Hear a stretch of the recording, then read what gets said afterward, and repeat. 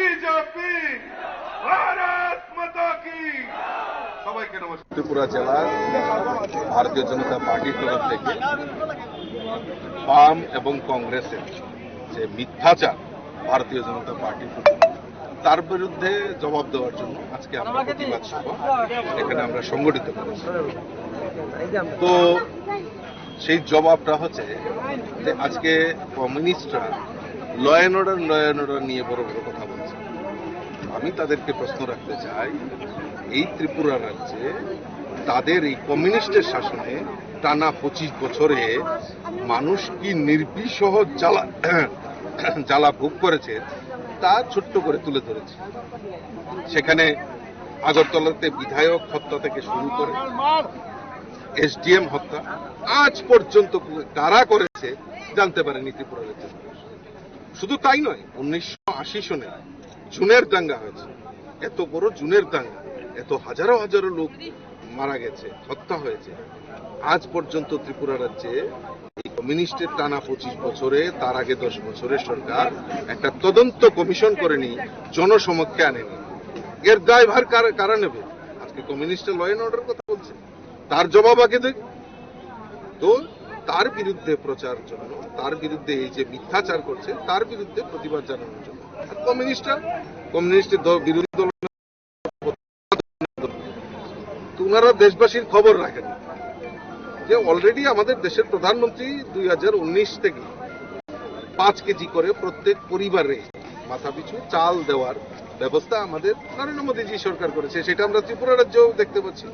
শুধু তাই নয়, পিডিএস সিস্টেমে আমাদের রাজ্য সরকার, রাজ্যের মাননীয় মুখ্যমন্ত্রী প্রফেসর ডক্টর মানিক সাহাজির নেতৃত্বে সরকার পিডিএস সিস্টেমে মুসুরির ডাল থেকে শুরু করে, চিনি থেকে শুরু করে, সরষের তেল থেকে শুরু করে যাতে সহায়ক মূল্যে কিনতে পারে তার ব্যবস্থা করেছে।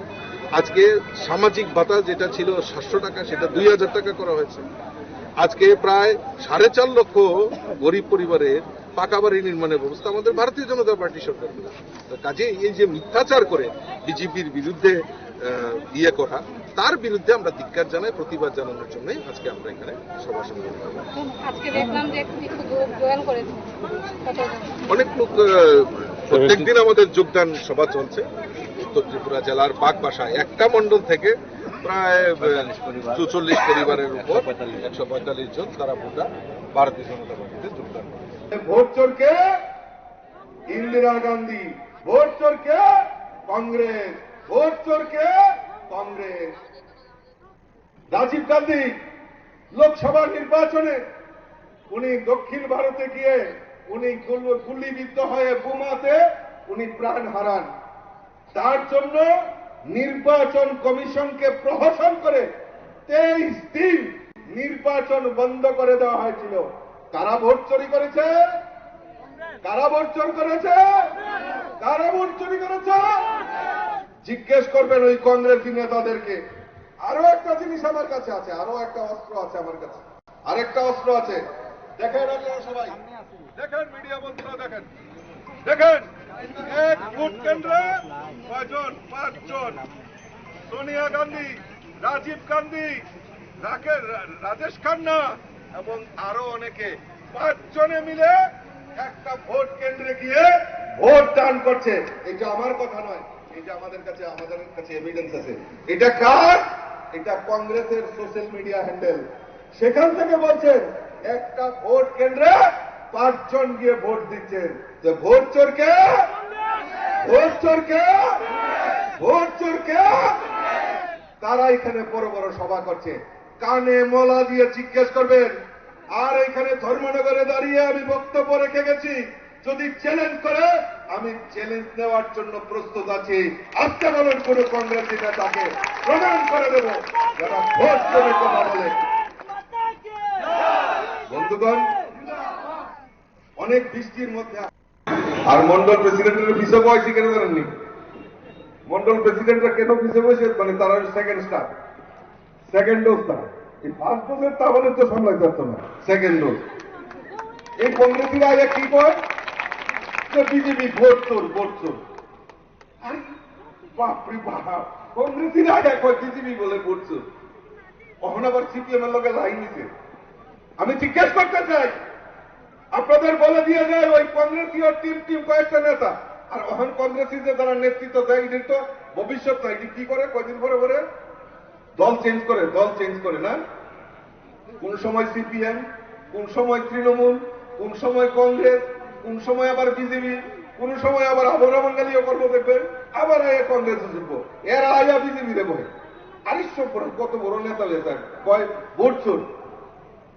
জিজ্ঞেস করবেন ওই কংগ্রেস নেতাদের, কানে মলা দিয়ে জিজ্ঞেস করবেন, এমনি না মন থাকবে যেমন আন্নাম না হলো, কানে মলা দিয়ে কংগ্রেসীদের জিজ্ঞেস করবেন। আর সাংবাদিক বন্ধুদেরকে বলবো, আপনারাও আমার কথাগুলি আপনারা লিপিবদ্ধ করে রাখুন, আপনারা রেকর্ড করে রাখুন, আর জিজ্ঞেস করুন ওই কংগ্রেসীদের, যখন ইংরেজ দেশ কার হাতে দেবে তখন কংগ্রেসের নেতা কে হবেন, দেশের প্রধানমন্ত্রী কে হবেন।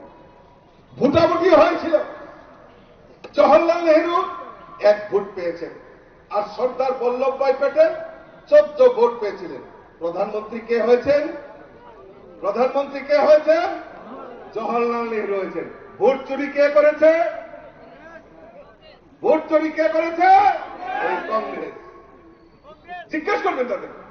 1971 যখন লোকসভা নির্বাচন হয়, ইন্দিরা গান্ধী এলাহাবাদ থেকে জয়ী হন, তখন একজন নেতা, সজ্জন নেতা, উনার বিরুদ্ধে এলাহাবাদ হাইকোর্টে উনি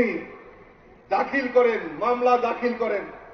আর সেই সময় এলাহাবাদ হাইকোর্ট ইন্দিরা গান্ধীর যে নির্বাচন, সেই নির্বাচনকে অবৈধ ঘোষণা করেন এবং 6 মাস যাতে ইন্দিরা গান্ধী নির্বাচন না লড়তে পারে তার রায় ঘোষণা করেন।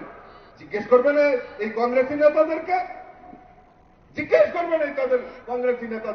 তাহলে 1980 সনের জুনের দাঙ্গা আমরা ভুলে গেছি। 1980 সনের জুনের দাঙ্গা কারা করেছে? কে সেই সময় মুখ্যমন্ত্রী? কাদের সরকার ছিল? আমি সেদিনও প্রেস কনফারেন্স করে আমি বলেছি যে এই তাদের যে মাস্টার মাইন্ড, তারা এই 1980 সনের দাঙ্গা সঙ্গে জড়িত, আমি সেদিন তুলে ধরেছিলাম। মান্দায় 1980 সনের 7ই জুন, অবাক করার বিষয়, শত শত বাঙালিদেরকে সেখানে গণহত্যা করা হয়েছিল। আর কমিউনিস্টের নেতা 7 দিন, কোন নেতা, কোন সরকারি আধিকারিক ওই মান্দায়ে যায়নি তাদেরকে দেখার জন্য। সেখানকার বিধায়ককে বাড়িতে মানুষ যখন আঁচ করতে পেরেছিল যে মান্দায়ে গণহত্যা হবে, যখন ওই বিধায়কের বাড়িতে পৌঁছে গেছে, বিধায়ক বাড়িতে জায়গায় দেয়নি, বাড়ি থেকে তাড়িয়ে দেওয়া হয়েছে যে না, আমার বাড়িতে শেল্টার হবে না। আর সেই মান্দায়ে গণহত্যা হয়েছে। আজকে ত্রিপুরা রাজ্যের মানুষ জানতে চায় কারা তার সঙ্গে জড়িত রয়েছে। আজকে এই অপকর্ম 19 বলবো একবার হাত দেখানোর জন্য। আপনারা টাকা পেয়েছেন, আপনাদের এই টাকা কে আত্মসাৎ করেছে? এই রাজ্যের প্রাক্তন মুখ্যমন্ত্রী মানিক সরকার আপনাদের টাকা আত্মসাৎ করেছে, গরিবের টাকা আত্মসাৎ করেছে। এখন হয়তো মিডিয়ার বন্ধুরা বলতে পারেন, আপনি কিভাবে বলছেন প্রাক্তন মুখ্যমন্ত্রীর নাম? কালকে হয়তো আমার নামে একটা বড় প্রেস কনফারেন্স করবেন, আমি আপনাদের সামনে প্রমাণ তুলে ধরছি। রোজভ্যালি সংস্থা এই ত্রিপুরা রাজ্যে এসছে, আপনাদের তো দোষ নেই।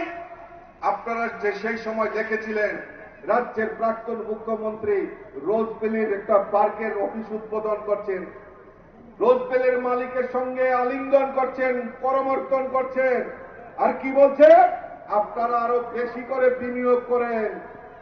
উত্তর ত্রিপুরা জেলার এক নেত্রী এখন বাড়িতে বসে প্রেস কনফারেন্স করে, বাড়ি থেকে বেরোতে পারে না।